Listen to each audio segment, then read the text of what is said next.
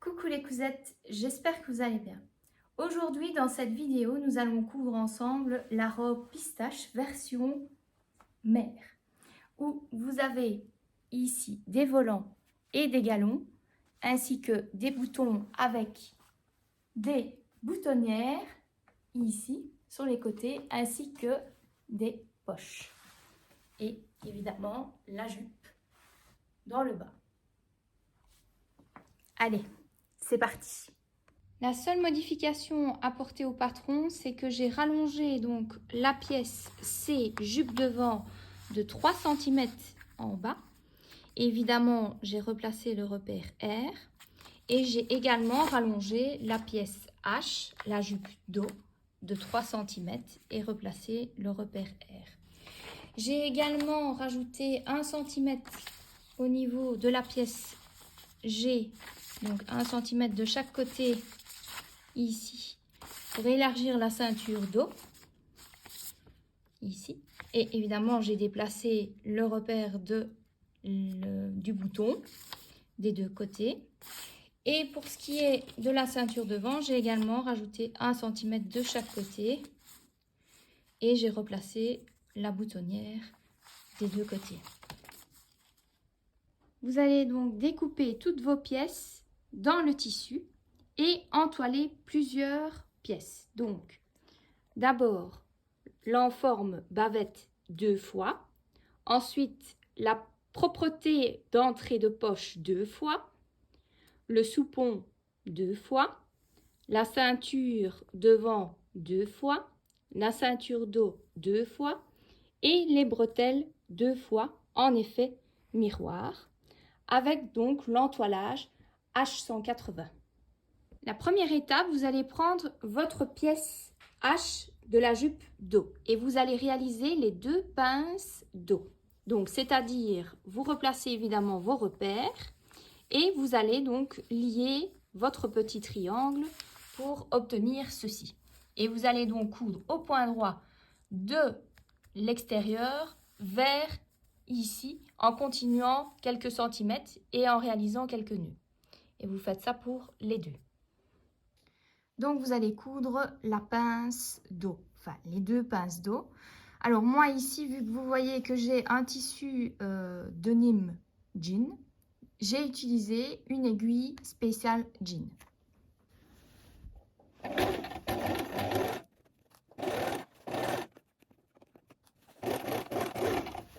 Et donc, quand vous avez passé ici votre repère, vous continuez dans le vide. Et vous réalisez des nœuds. Maintenant, vous allez vous charger des soupons et vous allez les plier en 2 et vous allez coudre ici sur le bas à 1 cm du bord.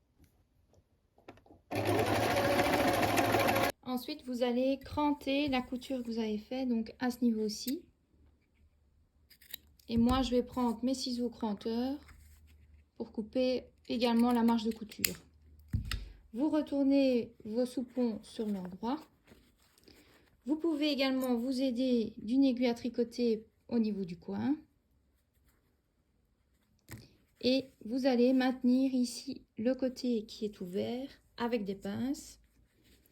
Et vous allez surjeter donc votre soupon à ce niveau-ci. Et également pour l'autre. Maintenant, on va s'occuper des poches. Donc pour ça, vous allez prendre d'abord les 2 propretés d'entrée de poche et vous allez replier sur la courbe 1 cm à l'aide de votre fer à passer des deux côtés. Puis vous prenez vos sacs de poche et vous allez placer vos propretés endroit contre endroit sur le côté droit. Et vous allez maintenir avec des pinces. Puis vous allez donc assembler à 1 cm du bord, ici. Donc vous assemblez à 1 cm du bord jusqu'au repère D ici, des deux côtés. Et donc vous allez jusqu'au repère D. Donc une fois que vous avez cousu la propreté sur le sac de poche jusque D, vous allez cranter au niveau de votre couture. Vous allez retourner ici sur l'envers Moi, je vais maintenir ici avec des pinces. À ce niveau aussi.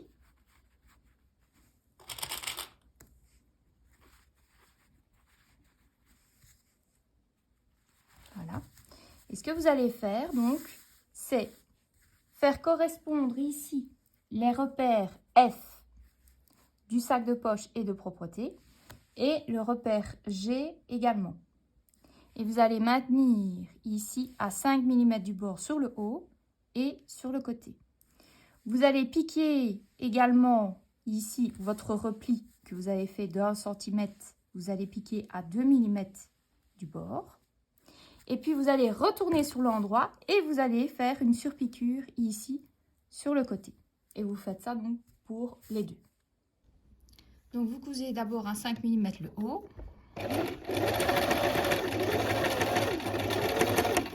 Ensuite à 5 mm sur le côté.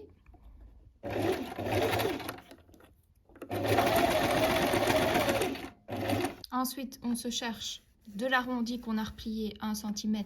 Donc, on pique à 2 mm du bord et moi, j'allonge mon point sur 4.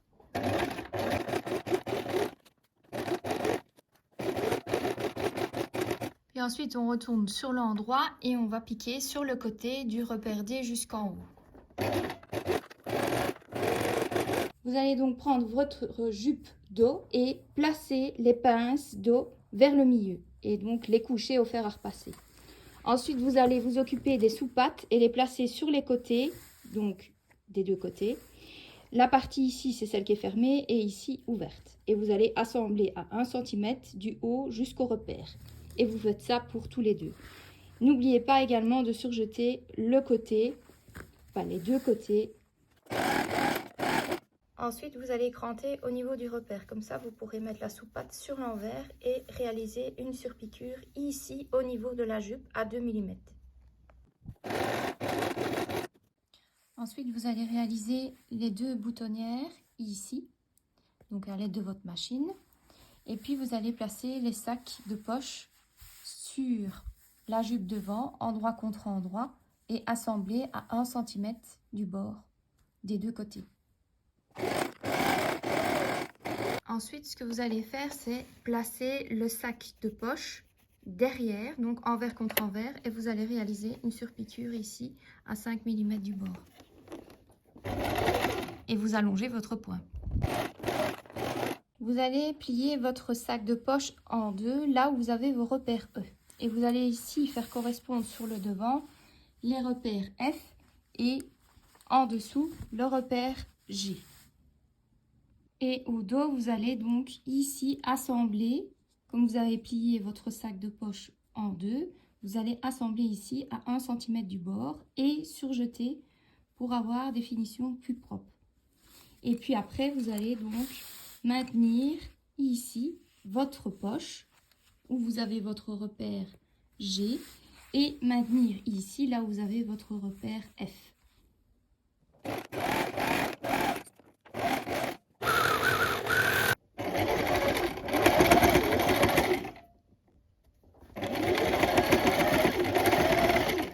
Pour des finitions plus propres, vous allez surjeter du repère D jusqu'au bas de la jupe au niveau des deux côtés de la jupe devant. Vous allez maintenant assembler la jupe devant et dos endroit contre endroit et assembler au niveau des côtés à 1 cm du bord, du bas de la jupe jusqu'au repère D.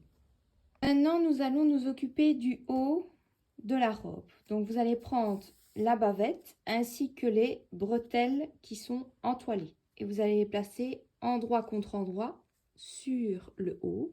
Et vous allez assembler à 1 cm du bord. Et vous voyez que les bretelles dans le bas, elles sont donc pointées comme ceci. Vous allez prendre les deux enformes que vous avez donc ici surjetés sur le côté ainsi que tout le bord arrondi. Et vous allez les placer endroit contre endroit. Et vous allez assembler à 1 cm du bord. Ensuite, vous allez ouvrir vos marches de couture à l'aide de votre fer à repasser. Et puis, vous allez placer les deux autres bretelles non entoilées sur le haut de l'enforme. Et vous allez assembler à 1 cm.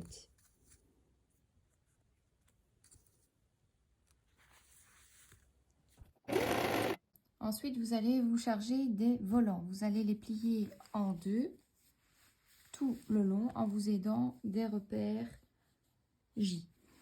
Et vous allez marquer le pli au fer à repasser. Vous allez ensuite placer les galons sur les volants. Donc vous découpez des galons de 45 cm. C'est normal qu'ils sont légèrement plus longs parce que vous les faites dépasser ici. Et vous allez les placer entre le repère L et le repère K. Alors, moi ici, j'ai utilisé un autre style de galon. Donc, moi, je l'ai placé plus ou moins à 1 cm par rapport au bord. Donc, vous devez le placer au niveau ici du bord qui est non plié. Puisque ici, c'est le bord donc plié de chaque côté. Alors, pour ne pas avoir évidemment les mêmes volants, vous devez avoir ceci au niveau des pointes, dans ce sens-ci. Et de l'autre côté, évidemment, c'est tout droit. Voilà. Donc, vous pouvez maintenir ici donc les galons sur les volants.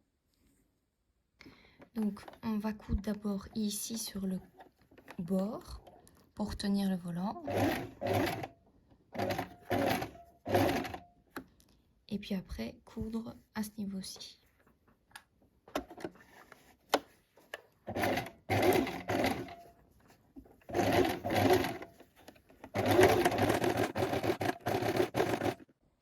Après avoir maintenu donc votre galon sur les volants, vous allez couper donc ici l'excès de galon et vous allez maintenant froncer vos deux volants. Donc pour ça, vous allez réaliser un fil de fronce à 5 mm et un deuxième à 7 mm en faisant donc évidemment au maximum donc une largeur de 5 et une longueur de 4. Comme vous pouvez le voir, je vais utiliser un fil blanc. Donc comme ça, vous verrez plus facilement les fils de fronce. Donc, on en fait d'abord un à 5 mm. En faisant évidemment à une largeur de 5 et une longueur de 4. Donc au maximum.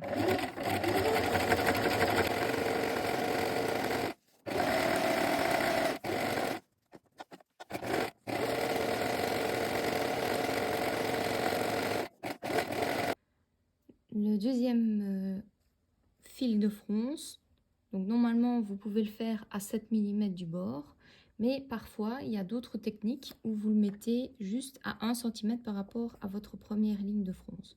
Et là, il suffira simplement d'enlever votre fil de fronce avec votre découvite. Pour le volant, donc quand vous allez froncer, ici, cette partie ici doit correspondre au bas de la bavette jusqu'à ici votre bretelle. Puis ensuite, des bretelles jusqu'au repère ici, vous allez avoir le galon. Et puis après, le reste entre les deux repères ici. Et vous faites ça pour les deux volants. Maintenant, vous allez placer donc le volant avec le galon au niveau de l'enforme, ici, qu'on avait cousu précédemment, et des bretelles sans entoilage. Donc pour ça, vous allez faire correspondre ici, du bas vers ici, les bretelles. Donc ça, c'était le premier repère. Deuxième repère, donc c'est là où vous avez votre galon, donc c'est de la couture de la bretelle jusqu'au repère ici, L, et puis du repère L au repère M jusqu'à la fin, donc là où vous avez la pointe, puisque c'est là où vous avez votre dos. Et donc vous allez à ce moment-là maintenir votre volant sur ici, donc l'enforme et la bretelle. Donc vous allez assembler à 1 cm.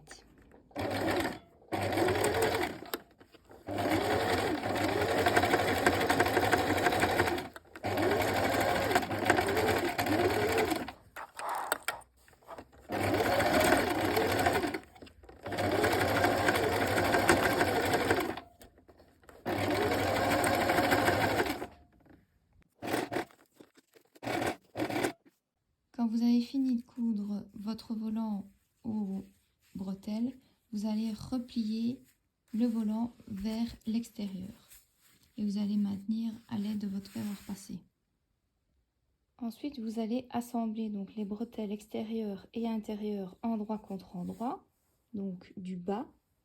Puis vous allez assembler l'enforme avec la bavette, en respectant évidemment chaque repère. Et vous faites ça également de l'autre côté. Alors vous allez assembler à 1 cm du bas, ici, toute la bretelle, puis 1 cm la bretelle, enfin la bavette, puis l'autre bretelle. Vous allez cranter au niveau des coins de la bavette.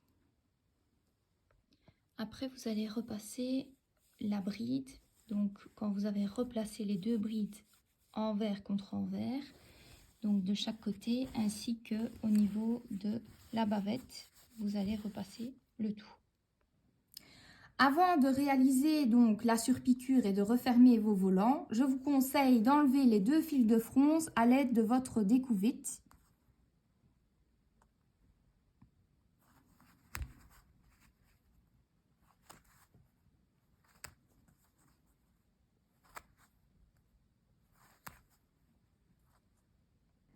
Je vous conseille également de surjeter, parce que comme vous voyez, le tissu s'effiloche fort. Donc vous surjetez aussi bien ici la bavette que vos volants, ainsi que les bretelles.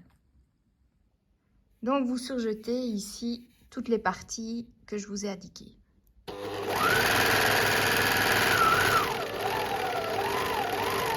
Ensuite, vous allez replier 1 cm au niveau de la bavette, tout le long, et 1 cm ici au niveau de vos bretelles. Donc maintenant, vous allez refermer la bretelle, donc ici, donc comme ceci, et puis ici tout le long. Vous voyez, vous avez replié vos 1 cm et vous allez replier sur le volant. Et après, vous allez piquer à 2 mm du bord. Donc vous allez piquer nervure donc à 2 mm ici et vous allongez votre point sur 4.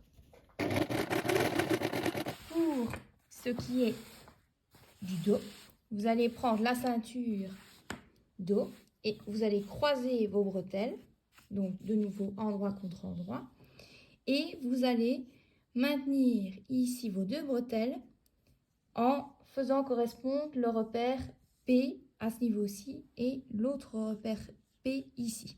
Et vous allez maintenir à 5 mm. Ensuite, quand vous avez fini donc de maintenir vos bretelles ainsi que la ceinture devant avec la bavette, vous allez replier 1 cm ici sur la ceinture dos et devant. Et vous allez marquer le pli au fer à repasser. Ensuite, vous allez placer l'autre ceinture dos, endroit contre endroit, et vous allez assembler à 1 cm sur les côtés et sur le haut, et l'autre côté à 1 cm du bord. Ensuite, vous découpez les deux coins au niveau, donc ici et ici, de la ceinture, et vous allez retourner la ceinture sur l'endroit. Ensuite, vous allez placer la ceinture dos, endroit contre envers de la jupe dos. Et vous allez donc faire correspondre les repères G au soupon de chaque côté. Et vous allez assembler à 1 cm du bord tout le long. Donc nous venons de terminer d'assembler la ceinture à la jupe dos. Et moi, je vous conseille quand même de surjeter malgré tout vos marges de couture. Parce que vu que le tissu s'effiloche, c'est quand même mieux pour avoir des finitions beaucoup plus propres.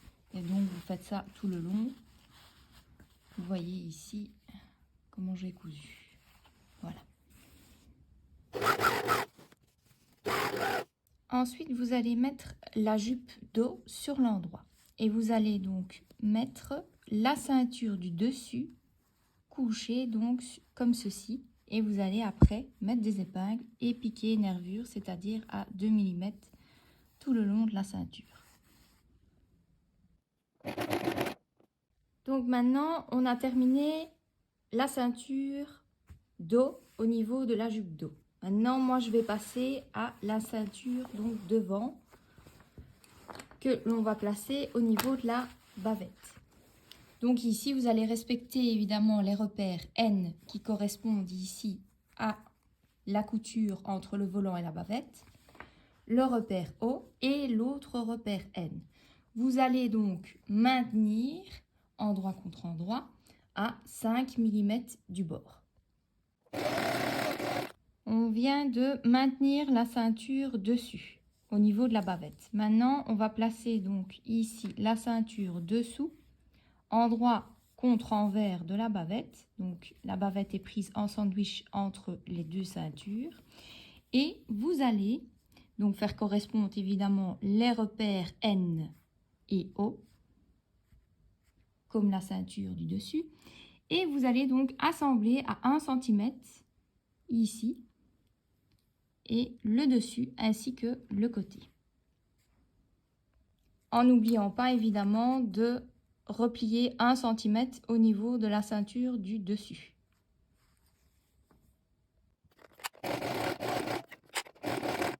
Après avoir cousu les deux ceintures ensemble, vous crantez évidemment les coins et vous pouvez surjeter ici votre marge de couture pour avoir des finitions beaucoup plus propres.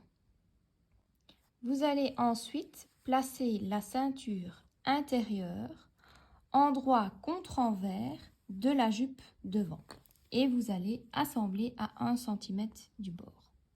Comme pour la ceinture dos, vous allez après replier la ceinture devant qui a été déjà repliée d'1 cm sur le devant de la jupe et vous allez mettre des épingles sur le bas. Et ensuite, vous allez piquer nervure à 2 mm du bord. Vous allez coudre à 2 mm du bord et allonger votre point sur 4. Vous venez donc de terminer la fermeture de la ceinture devant au niveau de la jupe. Maintenant, on va passer à l'étape des boutonnières et des boutons.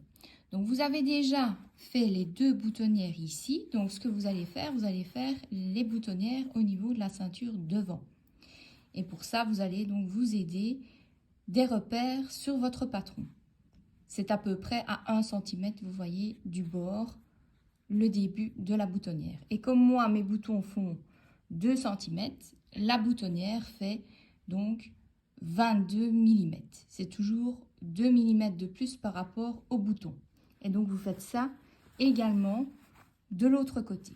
Alors après, vous allez ouvrir vos boutonnières. Donc pour ça, vous allez mettre une épingle à ce niveau-ci. Utilisez votre découvite pour ouvrir la boutonnière. Et vous faites ça donc pour les 6 boutonnières. Après avoir réalisé les boutonnières, vous cousez les 3 boutons au niveau ici de la soupate et de l'autre côté également. Et moi, j'ai aussi rajouté 2 petits boutons sur le haut de la bavette au niveau des bretelles. La dernière étape, vous allez vous charger de réaliser l'ourlet. Alors, moi, j'ai couché les marches de couture donc des côtés au niveau du dos. Alors, ce que je vais faire, c'est que je vais quand même surjeter le bas. Puis après, vous allez replier 2 cm vers l'intérieur, marquer le pli au fer à repasser et puis replier sur lui-même pour avoir un ourlet d'1 cm. Puis vous allez piquer nervure à 2 mm du bord. Après avoir surjeté, vous repliez 2 cm et vous marquez le pli au fer à repasser. Ensuite, vous repliez l'ourlet sur lui-même pour avoir un ourlet de 1 cm et puis vous piquez nervure. Vous allez réaliser votre surpiqûre à 2 mm du bord et vous allongez votre point sur 4. Et voilà, la robe pistache est terminée. Si cette vidéo vous a plu, n'hésitez pas à mettre un pouce, un commentaire et à vous abonner à ma chaîne YouTube Creative Mode, ainsi qu'à ma page Facebook et Instagram Creative Mode et à rejoindre mon groupe Les Tutos de Creative Mode. Bye bye!